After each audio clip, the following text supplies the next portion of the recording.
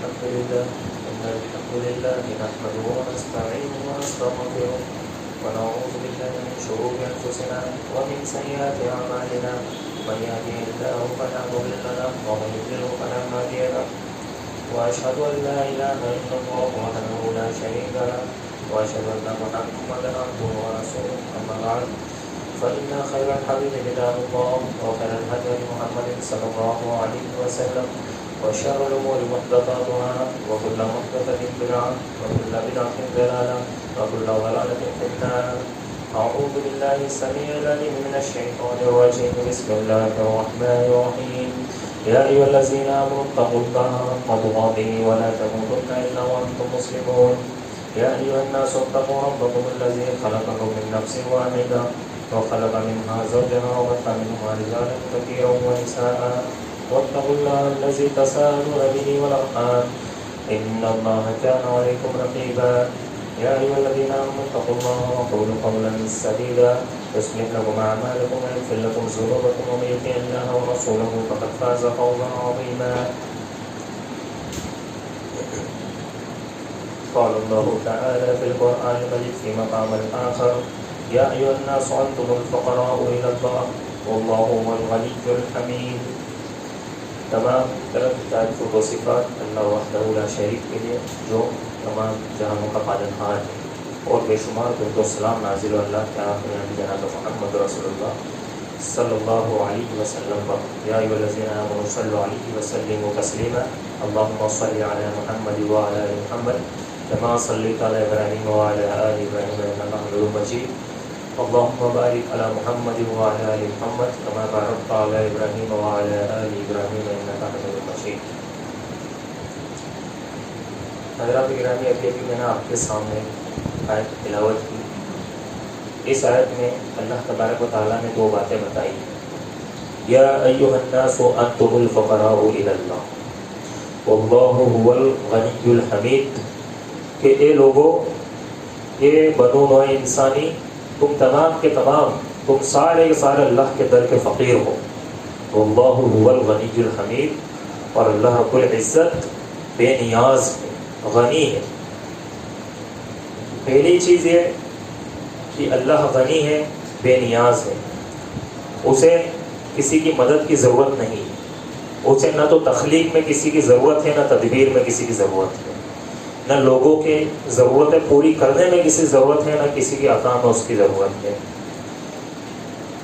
اللہ تبارک و تعالیٰ ایک حدیث قدسی میں فرماتا ہے کہ اگر سارے انسان نافرمان ہو جائے، جتنے بھی انسان شروع سے لے کر آخر تک، اول تا آخر، تمام کے تمام اگر نافرمان ہو جائے، گناہوں پر اتر آئے، خطا کار ہو جائے، تو اللہ کے خزانے میں ذرہ برابر بھی کمی آنے والی نہیں ہے.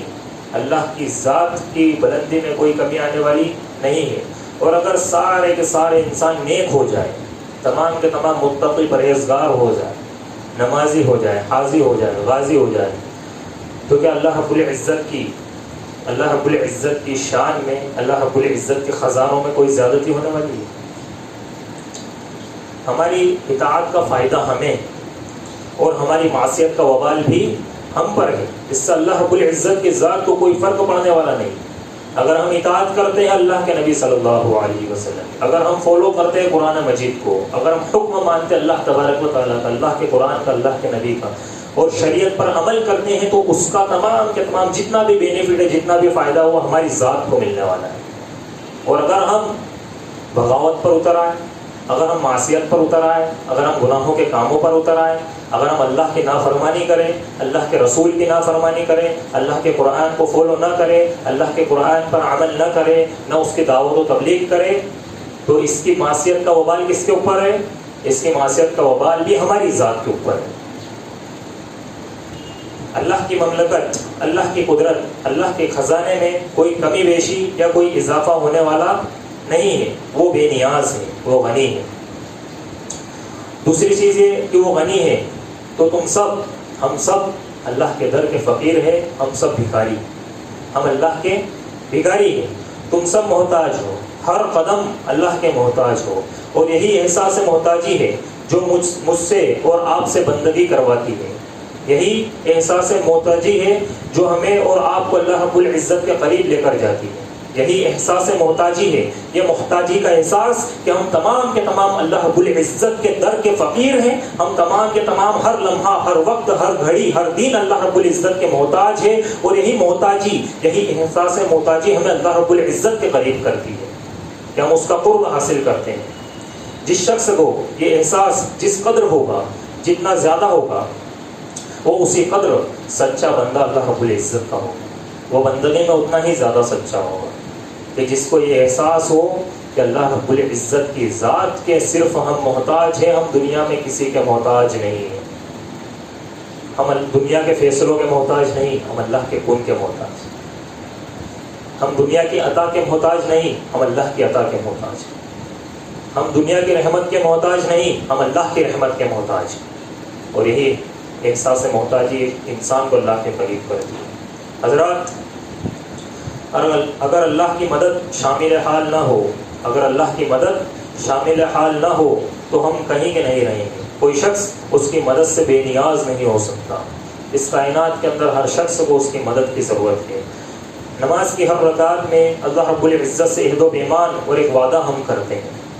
ہر رکعت کے اندر ہم یہ پڑھتے ہیں کہ ایاک نعبد و ایاک نستعین، کہ ہم تیری ہی عبادت کرتے ہیں اور تجھی سے مدد طلب کرتے ہیں، تجھی سے مدد مانگتے ہیں. یعنی عبادت اگر کسی کی کرتے ہیں تو صرف تیری ہی کرتے ہیں. سر اگر کسی کے آگے جھکاتے ہیں تو صرف تیرے ہی آگے جھکاتے ہیں. اور مدد پہ اگر کسی سے، استعانت پہ اگر کسی سے طلب کرتے ہیں تو یہ میرا رب صرف تجھی سے طلب کرتے ہیں.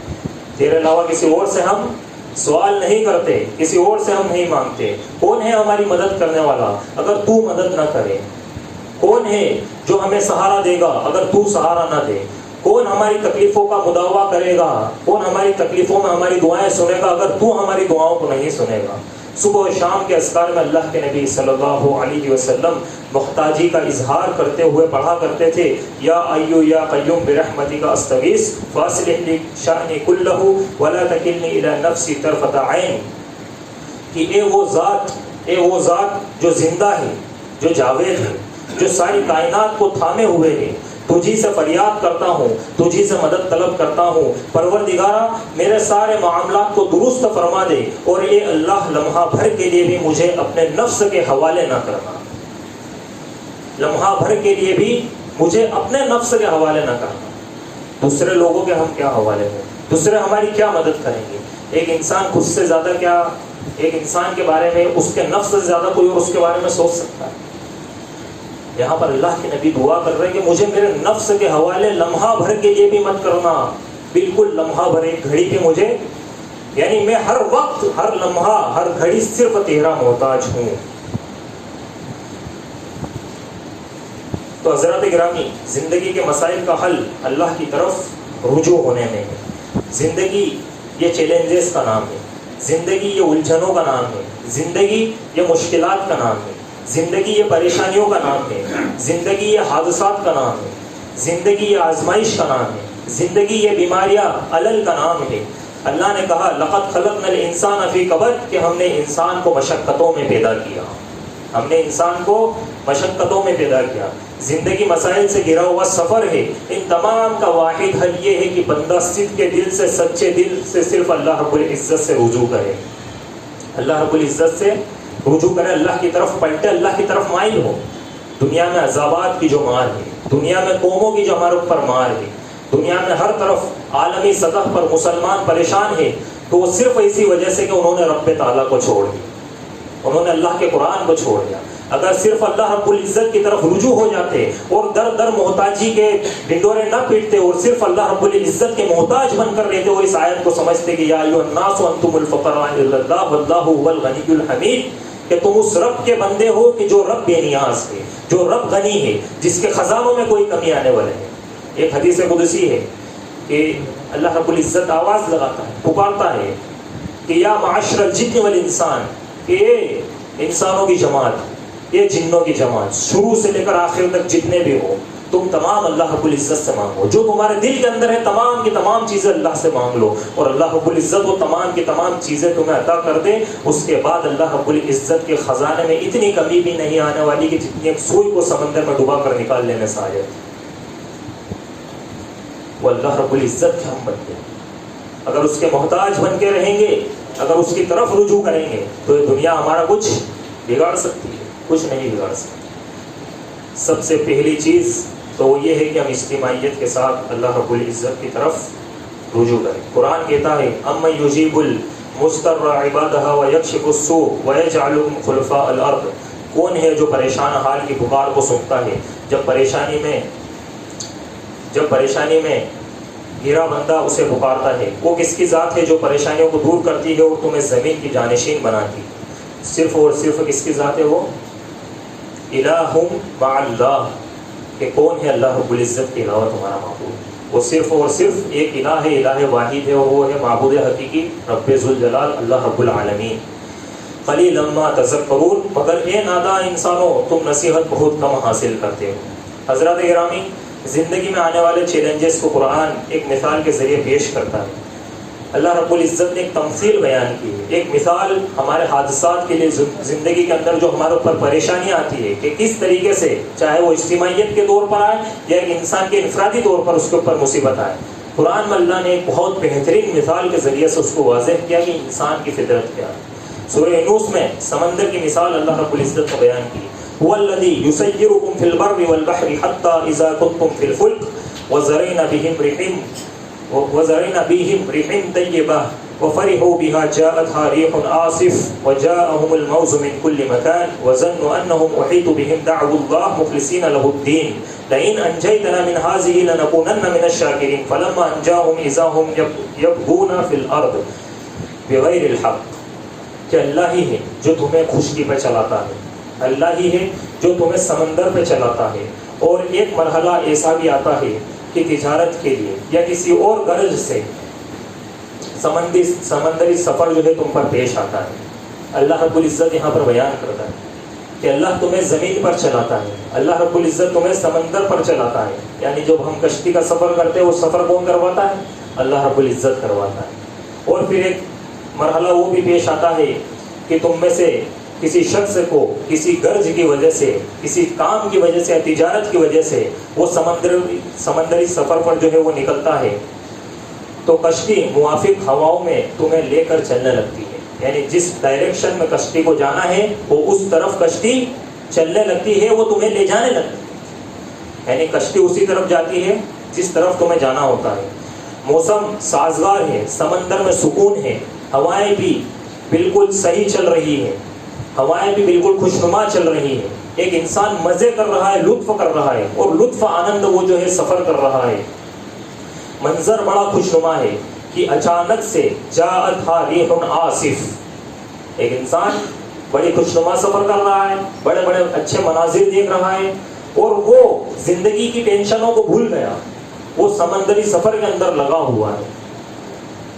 پھر اچانک سے جاءتھا ریح عاصف, اللہ کے حکم سے آندھی چلتی ہے, اللہ کے حکم سے تیز ہوائیں چلتی ہے, سمندر میں موجیں اٹھنے لگی اور تمہارا سفینہ ڈاواں ڈول ہونے لگا, تمہاری کشتی ڈاواں ڈول ہونے لگی. اللہ کے حکم سے جب ہوائیں چلی تم موجوں کو دیکھتے ہو. اب سارے مسافر موج کو اپنی آنکھوں سے دیکھنے لگتے ہیں, موج کو اپنے سامنے دیکھ رہے ہیں.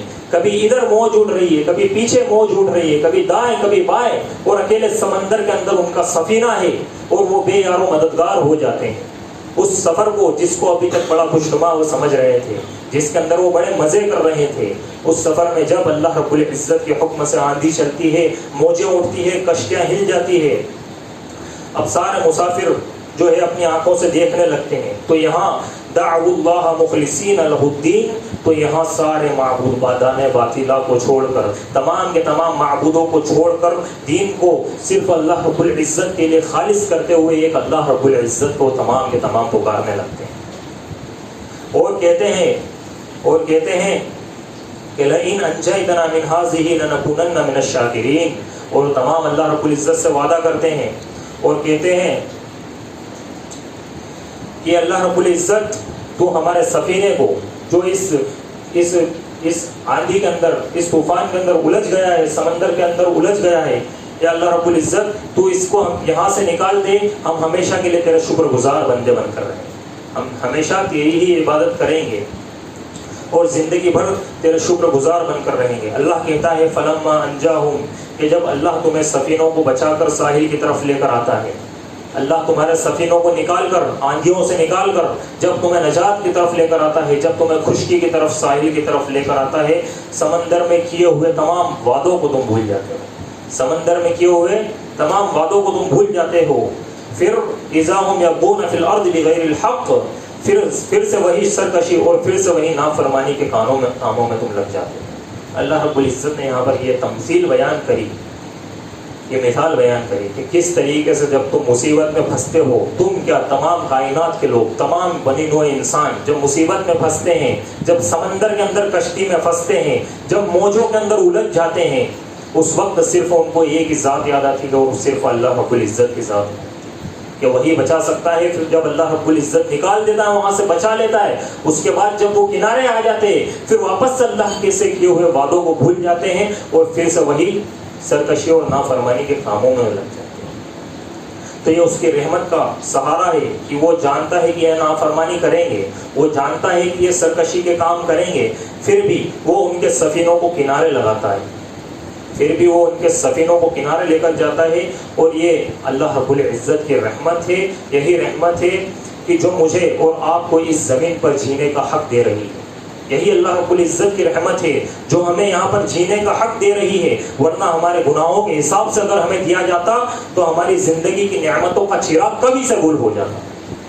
جس طریقے سے ہم گناہ کرتے ہیں, اگر اس حساب سے ہمیں اللہ رب العزت عطا کرتا, اس حساب سے اگر ہمارے اوپر رحمت کرتا, تو پھر ہم رحمت کے مستحق نہیں ہوتے. ہم ایک لقمہ اگر ہمارے گناہوں کی وجہ سے دیا جاتا تو ہم اس کے بھی حقدار نہیں ہوتے. تو اللہ کی رحمت ہے کہ ایک اکیلا اللہ واحد جو ہر چیز پر قادر ہے, ہر چیز پر قدرت رکھتا ہے. واللہ هو الغنی الحمید. اسی لیے اگر اپنی محتاجی کا کسی کے سامنے اگر ڈنکا پیٹنا ہے تو وہ صرف اللہ رب العزت کے سامنے جا کر آپ کے سر کو جھکائے. تمام کے تمام اللہ کے در کے فقیر ہیں, اللہ کی طرف رجوع کیجیے. حضرات, رجوع اللہ یہی وہ واحد حل ہے کہ پیارے نبی صلی اللہ علیہ وسلم کی زندگی میں جب بھی مشکل وقت آتا فوراً اللہ کی طرف رجوع ہوتے ہیں.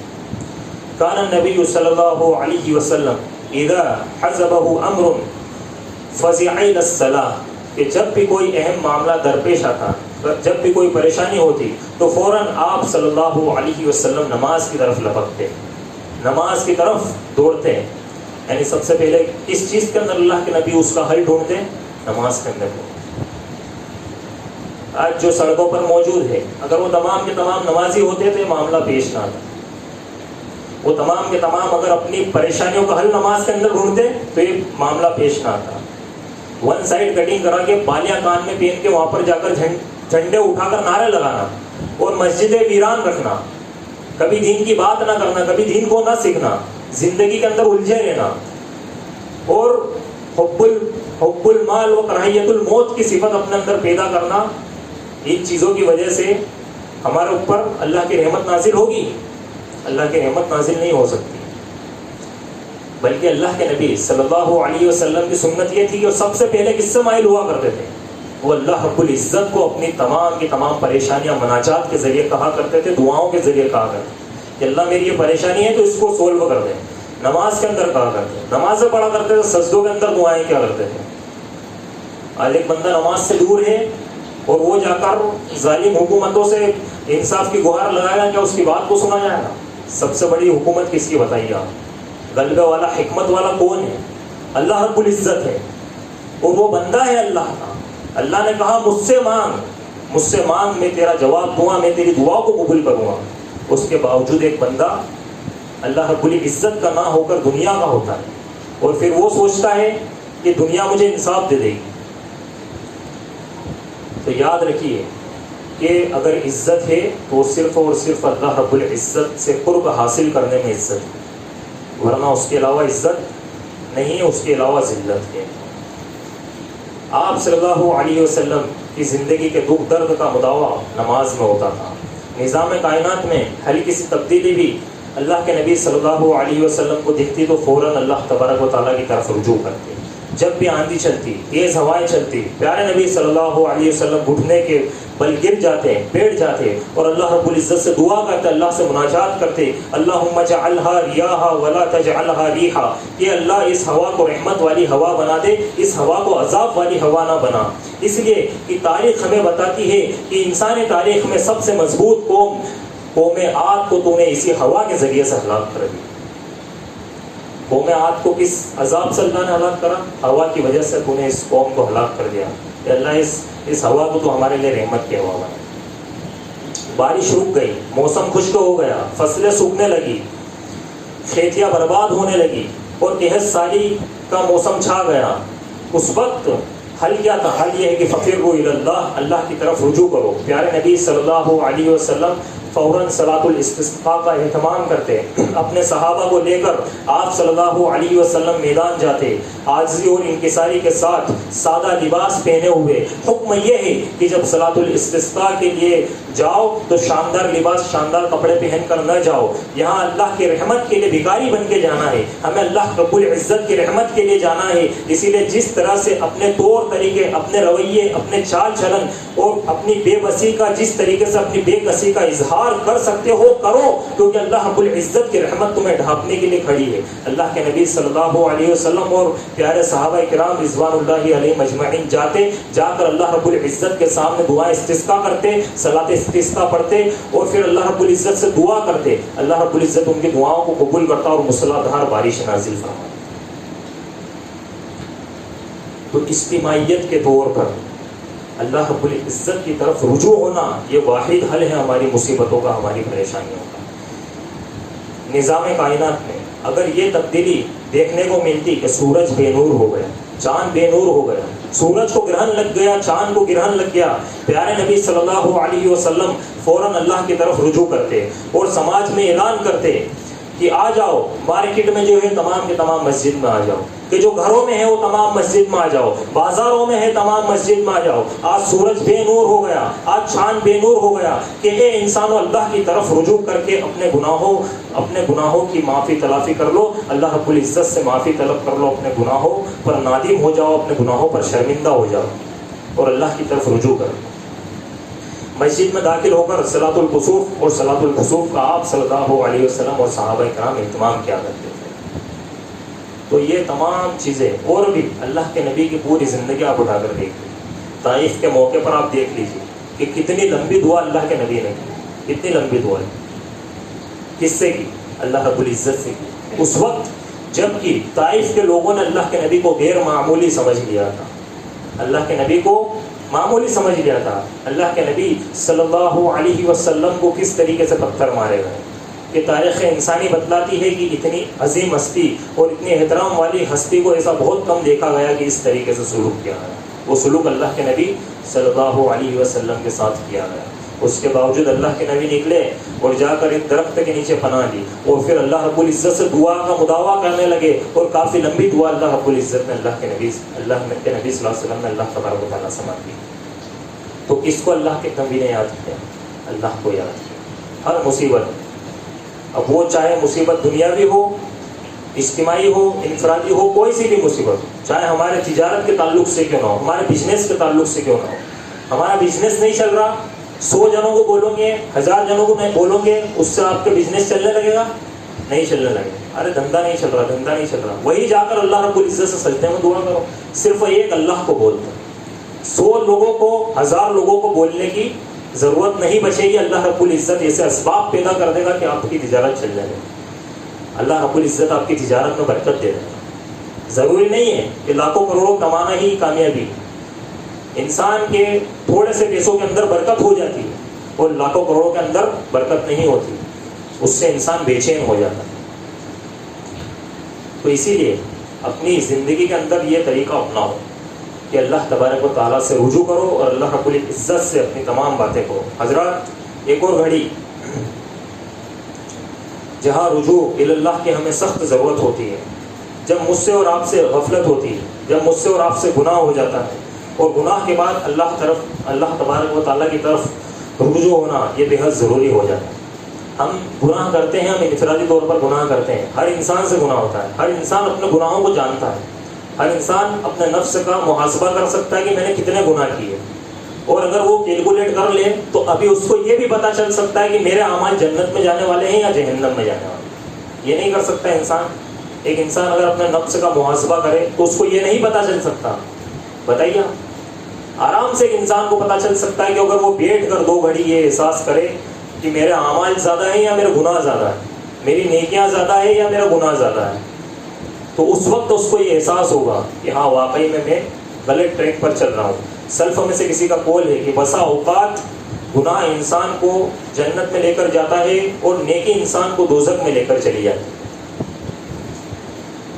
اب یہ کیسے ممکن ہو سکتا ہے کہ ایک انسان کو گناہ جو ہے وہ جنت میں لے کر چلا جاتا ہے اور نیکی اس کو دوزخ میں لے کر چلی جاتی ہے؟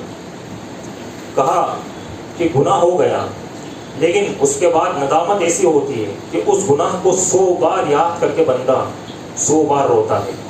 اس گناہ کو جب جب بھی یاد کرتا ہے تب تب وہ نیکی کرتا ہے۔ اس گناہ کو وہ ہر دن یاد کرتا ہے اور ہر دن اللہ رب العزت کے سامنے ندامت اس کو آتی ہے اور وہ اللہ سے توبہ کرتا ہے۔ تو اس گناہ کو جب جب بھی وہ یاد کرتا ہے، اس گناہ کی وجہ سے وہ ہزاروں نیکیاں جوڑ دیتا ہے، اور اس کو جب جب بھی وہ گناہ یاد آتا ہے اس کو احساس ندامت ہوتی ہے۔ تو اس وجہ سے، احساس ندامت کی وجہ سے وہ اللہ کا مقرب بندہ بن جاتا ہے۔ جب وہ اللہ کا مقرب بندہ بن جاتا ہے تو وہ جنت کے اندر چلا جاتا ہے، اور وہی نیکی جہنم میں انسان کو لے کر چلی جاتی ہے۔ ایک انسان نیکی کر لیتا ہے، کوئی بڑی نیکی کر لیتا ہے، پھر بڑی نیکی کرنے کے بعد وہ کئی چھوٹی نیکیوں کے موقعوں کو ضائع کر دیتا ہے۔ اس بڑی نیکی کو کر کے وہ مغرور بن جاتا ہے۔ اس بڑی نیکی کو کرنے کے بعد اس کو کسی نیکی کی ضرورت پیش نہیں آتی۔